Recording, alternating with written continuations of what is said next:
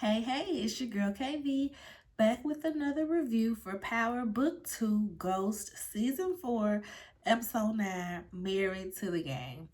Y'all, this is the finale's eve, y'all. This is the finale's eve. I can say that this one was a pretty good episode. They kicked it up a notch. They gave us a little something to chew on.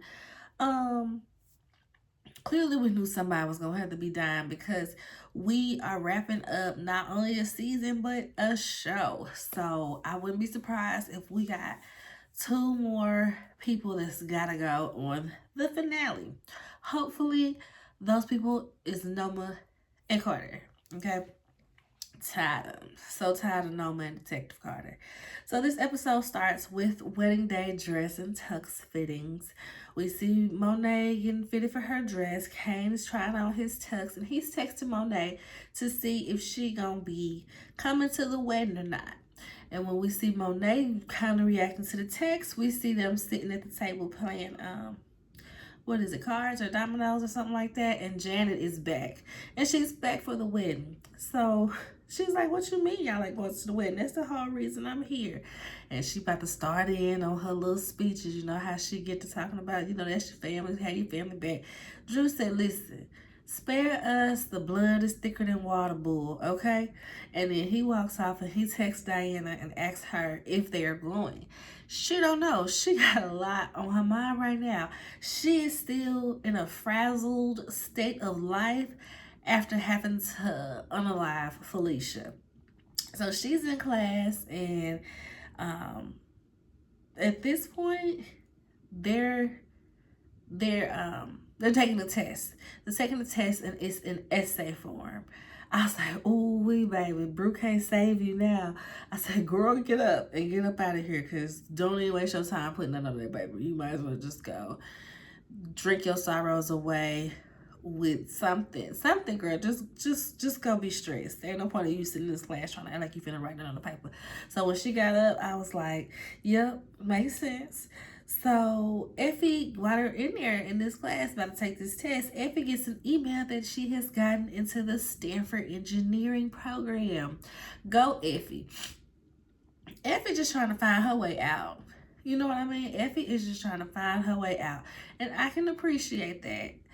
She wasn't meant for this life. She was forced into this life. You know what I mean? So we see Reek go to his room, and Braden is in there with his feet on the bed. He's like, "Boy, why is you in here with your feet on my bed?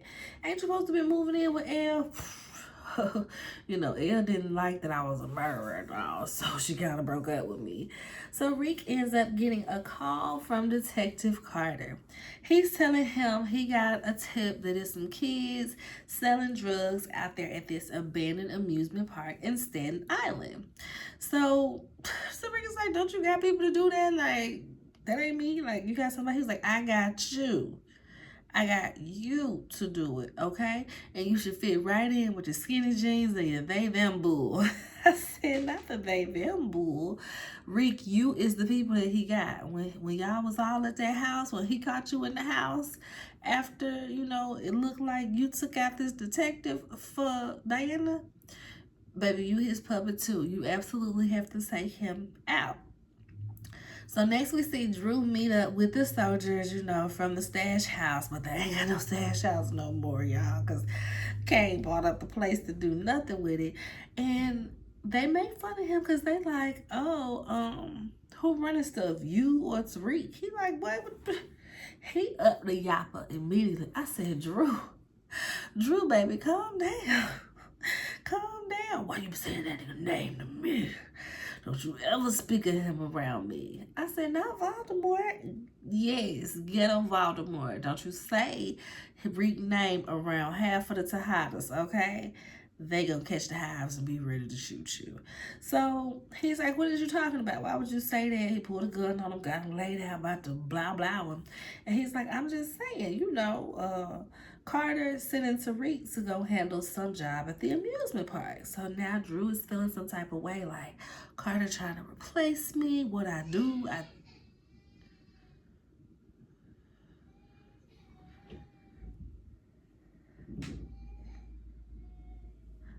can y'all hear that? like I'm live and I can really talk and listen. My husband shut the door. Thank you, husband.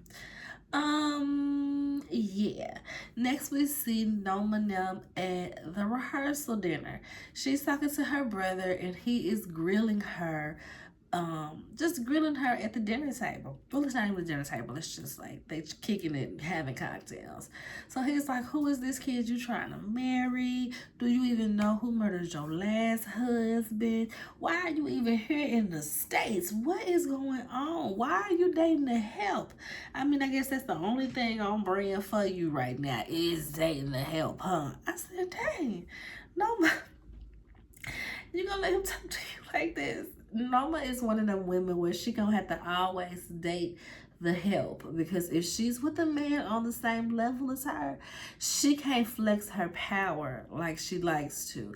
So Noma gonna always date the help, or somebody that's a few steps below her and does not have the potential to really surpass her, because she has to stay the HBIC. So yeah, she probably gonna always date the help. The help still gonna have money. He still gonna have money. But yeah, she gonna be with somebody she can control for the most part. So she was just like, well, I wasn't on you about all of your little whores. And he was like, yeah, because I didn't marry them. So he's like, and where are your in-laws anyway? Since we talking about them, where they at? In walks Monet, Drew, and Diana. Y'all, I said, okay, Monet. Monet came to slay. You better give him the thigh and boot. You better give him a thigh and a boot and marry. So next we see everybody at the table eating. Now we're at the dinner table. Whew. Now we're at the dinner table, and Noma's brother is like, oh, okay, you know, I like your plays, you know. And he's got to start asking him questions about it. And Drew was like, oh, the place where, you know, I lived here together with you and you put me out, that same place. And Monet is like, this is my place. I just let y'all live here. Weird, because you told me that you own the place. I guess that bar salary doesn't quite cut it. Bar? Yes. Oh, didn't I tell you? The Tejada family are the proud owners of the local bistro. Bistro is a stretch. It's a dive bar. I couldn't remember how they got to Mecca. That dive bar was built by my mother and late father from the ground up in Queens. I'm sorry, y'all. I hate when people do these. You and your family. Okay. What do you do? I hate him. Company. I hate these, y'all. I'm sorry. Actually, it's more of a family enterprise. Family enterprise. They're whack, but it's a family. Damn, boy, you don't know shit about these motherfuckers, do you? Guess they ain't all rainbows and roses after all. So what do you do? Now isn't the time to discuss business. You're right. So how did you and Ken meet? We don't need to go over that again. Oh, this how it happened. Rehearsal dinner. What else should we be talking about? I'm saying, Anya. What else would we be talking about? Oh, did you know that me and Noma share a mutual friend? Dante Spears, Mecca? Yes. Yes. He worked for your family's enterprise, right? Y'all, this was such a good scene. They grew up together. I knew Mecca. And now she's engaged to my son. It was such a good scene because everybody had like their little moments to flex. So I'm sorry, I hate when people be pausing in the video to watch something, but I certainly forgot how Mecca got brought up. And I had in my notes like watch it to see how Mecca got brought up. So I was like, oh snap, it's on this part. Perfect. That's why I be knowing like I'm God's favorite. When stuff just be like super convenient for me like that. Like when you make some type of beverage and you pour it in your glass and it hit just good enough for you to not spill it on yourself when you walk with the drink, that's how you know you God's favorite, when everything just be working out so convenient for you. But back to this dinner scene, y'all. So They like, how you get this house, Kane? Drew like, oh, the house that we lived in together and he kicked me out of. And Monet is like, this is my place. I just told y'all can stay here till I sell it. So Aya's like, oh, I thought you owned this place, Kane. Yeah, but for bar salary, you a bartender? A bar? Oh, his family owns a local bistro. Anya was like, bistro is a stretch. Bistro is a stretch. And he's like, I worked for my family business until I started working for Noma. And then it ended up being like, oh, don't you know Noma's is a family business too? Monet's like, you don't even know nothing about this family you've been marrying to. And so he ends up asking, the brother ends up asking, how did y'all meet? Noma's like, I don't think we have time to talk about that. I was like, it's your rehearsal dinner. What else should we be talking about? I said, period. 8.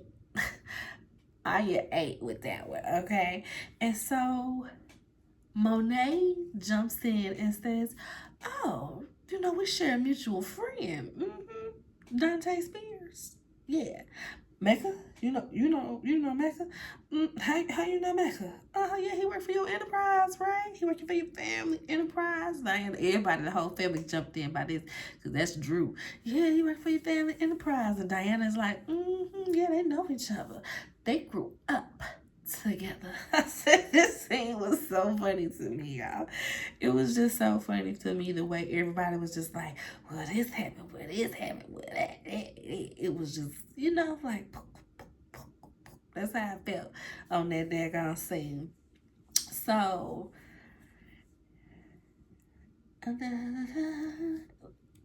Kane is kind of taken aback. This is not just Noma's company, and her brother owns it as well. He tries to pry some more, but Noma just kind of shuts it down. Later on, we see Monet and Kane go aside to one of the rooms, and they talk. First, they kind of, jonesing on each other as usual, just kind of being old tough asses for no reason. But then she tells him that she appreciates him. She never acknowledged him for how he stepped up for the family when Senior got locked up. And, she just wanted to tell him that she appreciates him. He was like, you never say this. Are you okay? No, you've never said this. She's like, boy, hush, I love you, okay? Like, dang. At this point, she was like, I shouldn't be talking down on you. I just shouldn't be talking to you the way I be talking to you. And then D&D walk in, Drew and Diana. So they kind of, y'all going to my bachelor party? I'm going to go to my bachelor party. Y'all go to that bachelor party. They end up going to the bachelor party. And it was just so cute because when they walking out, they kind of like roughhousing each other, but they kind of like hugging. And it was just cute to see them really be brothers in that moment. Like, they love each other at the end of the day. They end up about to kill each other every few episodes, but they are still brothers, okay? And so at this point, I was like, somebody out the Tejada family finna get pshum. Somebody. Couldn't quite tell who it was going to be, but I was like, yeah, somebody from the Tejadas is about to go bye-bye. You could just tell all up in the scene. It was too much love. It was like, let us get this off our chest in this moment while we can, and it's going to be the last chance you get to get it done. Ugh. So this next part annoyed me, right? So when the kids leave, Monet ends up talking to Noma. She's like, I ain't trying to be your friend, and I ain't trying to work for you no more either. But I gotta look out for me and mine. She's like, okay, well, what is it that you want, Monet? Give me a whole lot of money.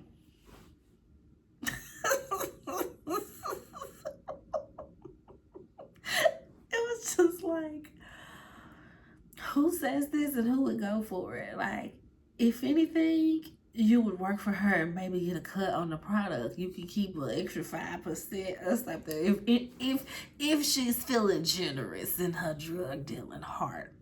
But for Monet to just be like, I need a whole lot of money for me and my kids, And now it's just like, well, I'm not that liquid right now, but I've got some stuff stashed down, at Staten Island. It's an amusement park down at Staten Island.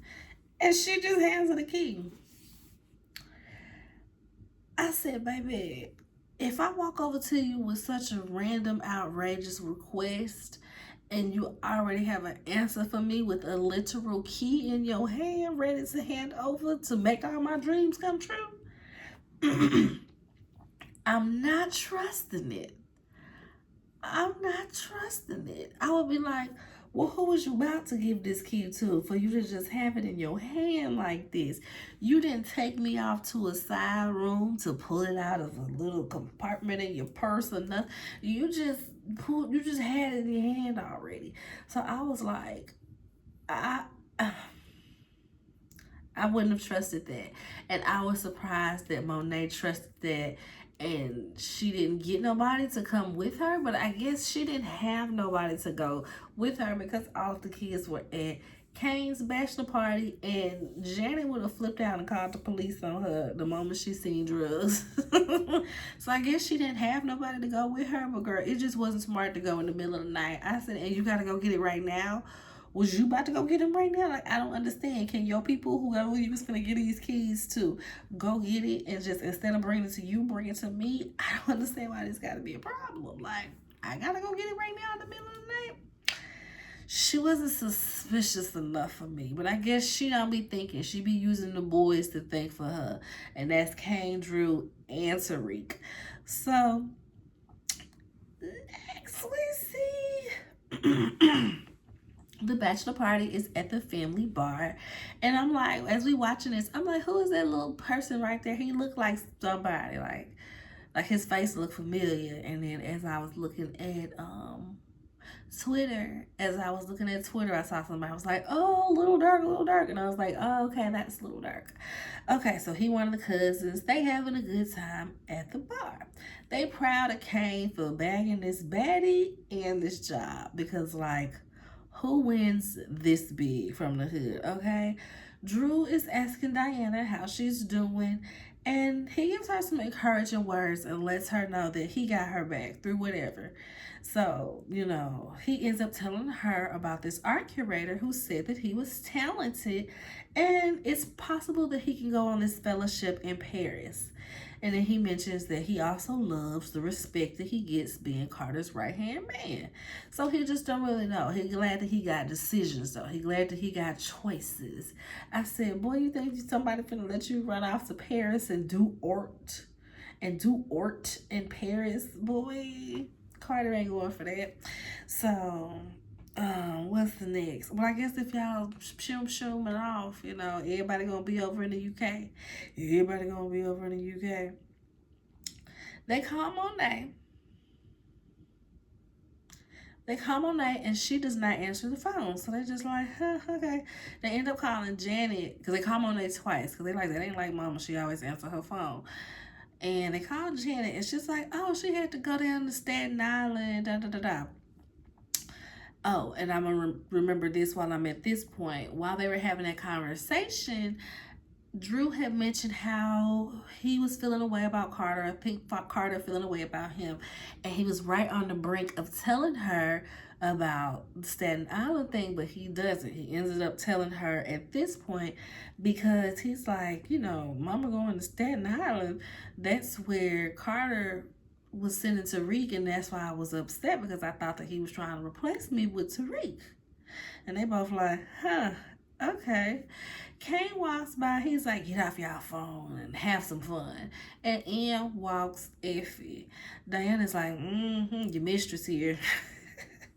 Effie came in there mad about the business, because she's like, I thought that we would keep everything the same. I thought that you would keep me in the loop on everything. And he's like, what you talking about? I don't know what you're talking about. She's like, well, why is such and such, one of the Russians, going down to Staten Island for a drop? He was like, I don't know nothing about that, girl. This is my bachelor party. But I ain't really getting married. I'm trying to, monsieur. But this is my bachelor party, girl. I'm turning up. I don't know about no drops and no Russians. I ain't worried about that right now. But D&D hears this. So at this point, they're getting real suspicious. Their antennas is up, baby. So they like, it's a setup. We have to go save our mother. So they go race to save Monet. Now back to Effie. They end up bickering some more about their non-relationship. She's mad that he not keeping her in the loop. He's still kind of salty that she's trying to move to California to play with robots, as he likes to say. And yeah, she's just like, I need it out. I need it out. Like, he's just like, I don't know about that. But she like, okay, well, whatever. She just there to do the 2 F's. Fuss and okay. Young toxic love on display. Okay. Meanwhile, Noma is getting her old toxic love on with Davis. I said, oh, okay. Afterwards, she's talking to Davis and he's like, you really gonna marry this boy tomorrow? She's like, yeah, it's nothing. You know, it's not anything. I mean, we can keep this up. You know, it ain't no, that ain't a thing. That ain't no problem. He's just like, girl, whatever. At Staten Island, Monet is out there. She sees Reek and they're like, what you doing here? What you doing here? And they peep game that something's about to pop off. But by then, the Russians done popped out to bang, bang, bang. But right in the nick of time, D&D gets there. They up the yappers and I'm like, da-da-da-da-da-da. I said, come on, Diana finally holding. She finally holding. Y'all finally gave baby girl a piece. Come on now. So they get the Russians. They text Carter from the Russians' phone and they like, we got him. They ended up clipping off the Russians' fingertips and yanking out their teeth, putting them in her car and burning it up to set the scene. Buy them a little time until they do some forensics and get the measuring bodies and stuff. Before that information really gets out there, buy them a little time or whatever. So the next day, Noma is confused. Dang, am I only like halfway done? So the next day, Noma is confused on why Kane don't know that Monet is allegedly gone, right? We see Carter being like, yeah, they found 2 bodies in Monet's car burnt up, but we haven't gotten forensics back yet. Was it Nico that was like, I mean, it was 2 dead bodies. I mean, and he like, no, you don't know these people. And he ends up talking, your mother's up to your old ways, to her old ways. So Noma ends up calling Kane, your mother's up to her old ways, or something crazy she said. But she's like, check on your mama because she want him to know that. I don't understand what was the point of wanting him to know that she was gone right before the wedding if you need to get married to him for your business purposes. So I'll be confused about Noma and how she be moving. Next, we see Tariq in the warehouse. He's with Davis. He is pissed that people keep trying him, y'all. He's so mad. He is so freaking mad. He's like, I'm Tariq St. Patrick. I killed my own dad. And niggas be out here to estimate me. Just smacking stuff over and kicking stuff over. Just having a whole fit, y'all. I was cracking up. Davis is just kind of like, boy, calm down. We'll figure this out. And in this scene, seeing them together, walk with me here. Seeing them together, the both of them together, was giving me Ghost. Like, if they could polish up the way they run things and the way they do things, the 2 of them make up Ghost with the maturity, the street smarts and everything, and then the urge and the passion to be out here in the streets on Tariq. That young vigor, to, you know what the new kids is doing, because these old men, I'm sure they not that they phase out, because people be partaking in drugs at all ages, but you always got to know how to be able to get into a new market. So the 2 of them together, it was given, okay, I see. Now we see the Tejadas having a meeting, and Monet is asking D&D to have her back in killing Carter. They're down to go meet Reek and Davis to come up with the dumbest plan ever, y'all. Y'all ready? Y'all ready. So they first want to go take out Noma at the wedding. Monet is like, nope, she gonna be too close to Kane. I ain't got time for it. No, he don't need to be in a crossfire. So they were like, okay, well, let's get to Carter. They end up talking about Carter. Drew mentions that he goes to confessional every Saturday at 1 or something like that. So they plan to kidnap. They plan to kidnap Carter and put him in a trunk to take care of later. And they're sending Tariq in to do it. One, Tariq can't fight. Tariq can't fight. Anytime hands start get to throwing, Reek is on the floor. Okay, Tariq can't fight. 2, Carter is bigger than him. 3, Carter is a trained cop. You can't kidnap this man. You're going to have to sedate him, or, you just being like, hey, get in the car with a gun in your hand. Like, dude. But okay. Like I said, y'all, it's the dumbest plan ever. Okay? Dumbest. So, like I said, just dumb. The cameras in the church, they need those to be knocked out, so they gotta call Effie. They're like, you're gonna have to get your friends, gonna have to get Effie and Brayden, because we always need a little white boy on the team to be the face to get by whatever security or whatever it is like that, right? So when Reek go to talk to them, they agree because she's trying to be out the game. Effie is like, if I do this, can I be out the game? And Brayden was like, I got you because you really held me down when Elle was in the hospital. So he tells Brayden, no drugs, okay? That's it, just no drugs. I said, baby, that might be asking too much. So now the plan is in motion. Everybody's at their post. Davis is to take out the main security for Noma. So he tells him that they got to drive out to go to some job and tries to get him when they get out here. Davis puts up a struggle. Did he try to choke him? Or I can't remember what it was that he was like trying to do to take him out, what method they was doing, but whatever it was, the guy ends up like getting the best of him for a second, and he about to take him out, and Davis freaking out, and he ends up like, headlock choking them on out.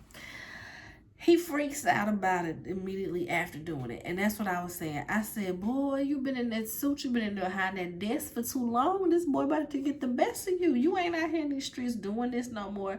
You've been in suits too long, baby. This is going to phase you. And it did immediately after. He just kind of was on the ground like, whoa, what's the dead body?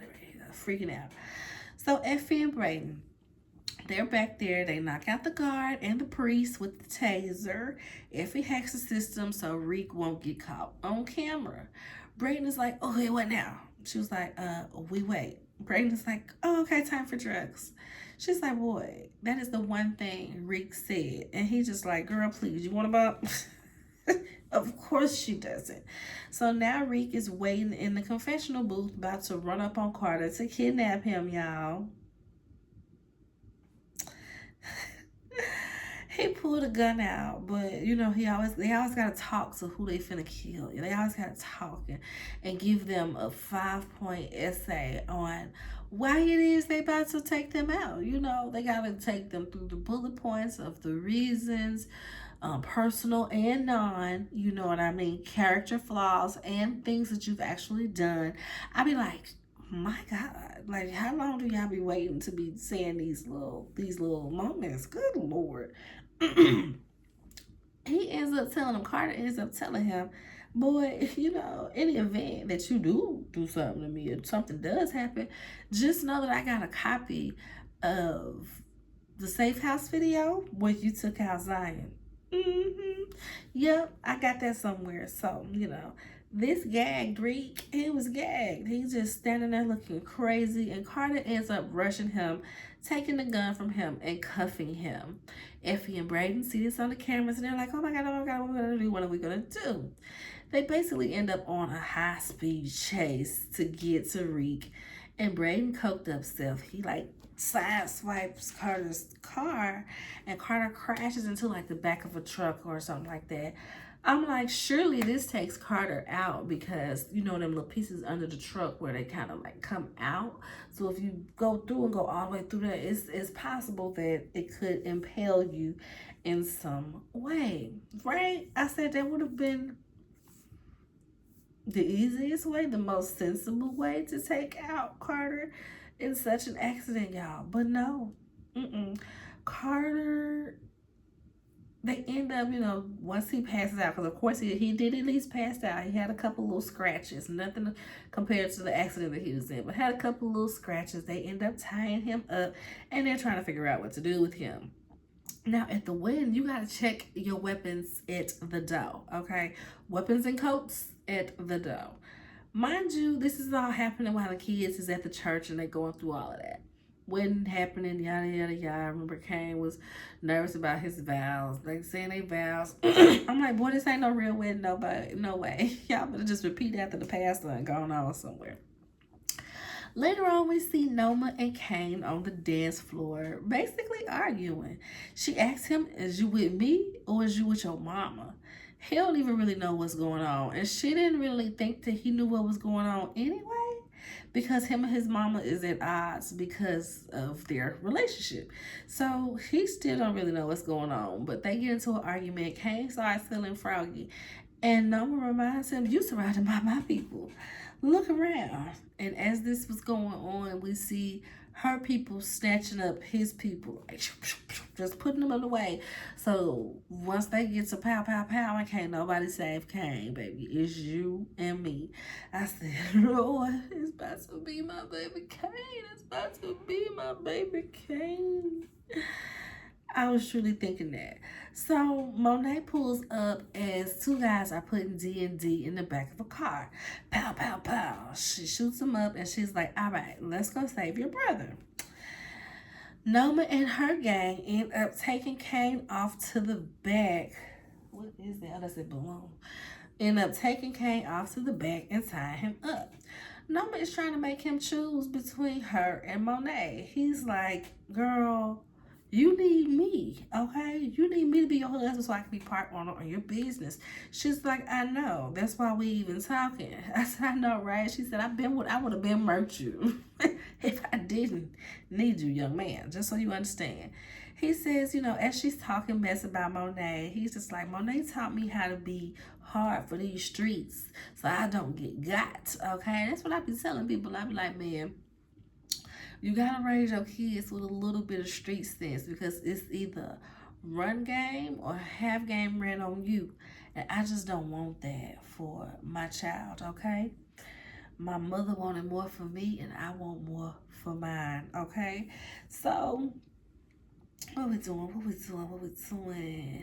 He would never betray his mama. He's just going in on this whole little, diatribe how he would never betray his mama. She did exactly what she was supposed to do. Meanwhile, she's in the back listening, and she knows what she gotta do, y'all, because she know that they finna shoot Kane up. They finna just take him on out. So she's like, I have to go sacrifice myself so that they can shoot me and not him. So she pop out busting, blah, blah, blah, blah, blah, blah, bullets flying everywhere. Mind you now, Kane is tied up in a chair in the middle of the room. Not one bullet hits him. I said, not one. He ain't get a little graze on the shoulder or something in the foot. Nothing. Not one. Okay. So, this was so sad to see his mama go out like this. He just screaming. And she like hits the ground, all bulleted up. And she's just like, my babies. Oh.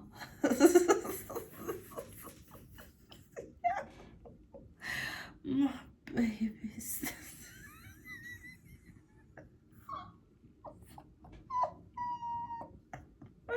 I'm sorry, y'all. That made me laugh. D&D, they in the back, they hiding, they hear all the bullets flying, so they wasn't finna jump out there. They said, we ain't got the weaponry for all that, but we'll see. We'll wait it out. So they waiting it out. They hear the bullets stop, and they hear Kane screaming, just blood trilling screams. So they run over there to him, and they see that mother is gone, y'all. Mother is gone. Like I said, I knew somebody was going to be gone this episode, and halfway through this episode, I knew for sure it was going to be a Tejada. After they was all in the room and getting ready to go to the bachelor party, I said, oh, somebody here is not going to be here for the last episode. You could tell. It was just given there, right? Right? I think so. Well, y'all, that is it for this episode and almost it for the season. We have one more episode. I told y'all this was the finale's eve, and we gonna have something else to watch, just one more, and then we just gonna have to patiently wait to see what it is that 50 Cent is gonna give us to reprise these characters and what he's gonna be giving us from this studio in Shreveport altogether. But until next time, y'all, have a good time. Bye.